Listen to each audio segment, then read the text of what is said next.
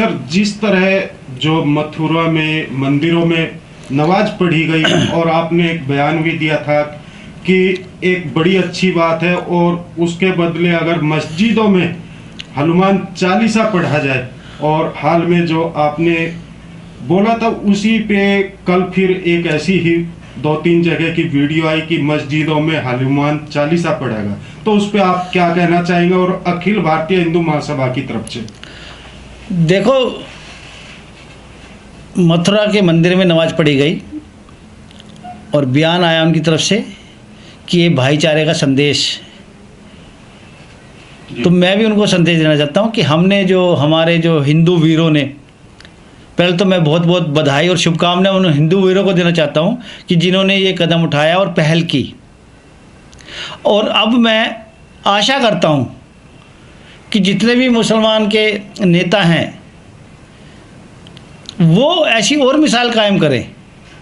मैं तो ओवैसी को भी आह्वान करना चाहता हूँ कि ओवैसी जी आइए, साथ में मस्जिद में बैठकर हनुमान चालीसा करते हैं, रामायण पढ़ते हैं, गीता का पाठ करते हैं, तो एक भाईचारे की मिसाल वाकई में हिंदुस्तान में होगी। और वाकई में आप बार बार संविधान संविधान संविधान की दुहाई देते हैं, तो संविधान में सबको समान अधिकार दिए गए हैं, और जब समान अधिकार दिए गए हैं तो मुसलमानों के लिए अल्पसंख्यक मोर्चा क्यों? जब सब समान है तो फिर आप अल्पसंख्यक कैसे हो सकते हो? सर, पर जैसे कि वहाँ पे जो वो वीडियो वायरल हुई जी, हनुमान चालीसा पढ़ने के बाद जी, उनको गिरफ्तार भी कर लिया, और जैसे मंदिर में नमाज पढ़ी गई थी उन लोगों को भी गिरफ्तार कर लिया गया, तो इस पे आप क्या कहना चाहेंगे? कहीं इसमें जातिवाद का कुछ ऐसा है? नहीं, ऐसा नहीं है। वो तो गिरफ्तारी सिर्फ इसलिए हुई है कि पुलिस प्रशासन का काम है कि शांति व्यवस्था बनाए रखे और वो जांच करें कि इसके पीछे कोई षड्यंत्र तो नहीं है। और हमारे जो हिंदू वीरों ने वाकई में हनुमान चालीसा का पाठ करके बहुत बड़ा कार्य किया है, और मैं चाहूँगा कि उन वीरों का सम्मान हो, और एक वाकई में गंगा जमुनी तहजीब बार बार जो शब्द आता है उसकी मिसाल कायम हो। और मैंने बताया ना कि मैं आह्वान करूँगा जितने भी इस्लाम के जानकार हैं, इस्लाम के मानने वाले हैं, इस्लाम के फॉलोवर हैं, सब आइए ना एक साथ मिलकर हम मस्जिद में हनुमान चालीसा पढ़ते हैं, आप मंदिर में आके नमाज अदा कीजिए। यही तो मिसाल होती है। ये तो नहीं है ना कि हम मंदिर के दरवाजे तो आपके लिए खोल दें, आप मस्जिद के दरवाजे हमारे लिए ना खोलें, तो ये तो मिसाल कायम नहीं हुई गंगा जमुनी तहजीब की। तो गंगा जमुनी तहजीब अगर वाकई में करनी है तो आगे बढ़ें, बल्कि मैं तो कहता हूँ मुझे निमंत्रण भेजें, मैं स्वयं आऊँगा मस्जिद में,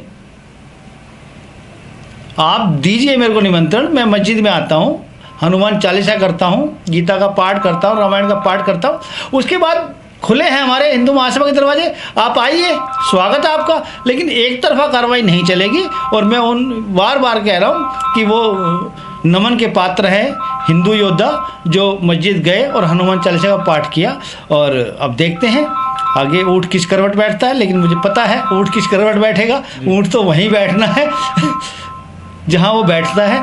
लेकिन मुझे आशा और उम्मीद नहीं है कि कुछ इससे कोई संदेश जाएगा, लेकिन ये एक हमारा तरफ से वार भी समझ लीजिए कि आप एक मंदिर में अगर हमारे नमाज पढ़ेंगे, एक मंदिर को हमारे को दूषित करेंगे, तो हम किसी भी मंदिर, किसी भी मस्जिद को आपको सुरक्षित नहीं रहने देंगे। हम सारे मस्जिदों में जाकर हनुमान चालीसा का पाठ करेंगे।